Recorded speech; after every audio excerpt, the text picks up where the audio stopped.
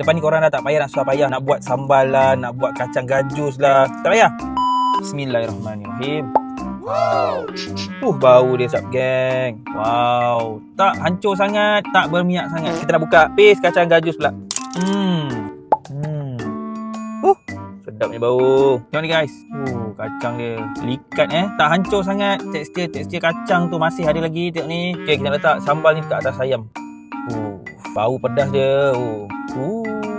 Okey, kita nak letak kacang gajus ni dekat atas dia, bagi dia berlemak sikit tapi ada rasa pedas tu lagi. Yang ni, paste kacang gajus Pak Remy ni menggunakan 100% kacang gajus tau. Tengok ni. Okey, makanan pun dah ready.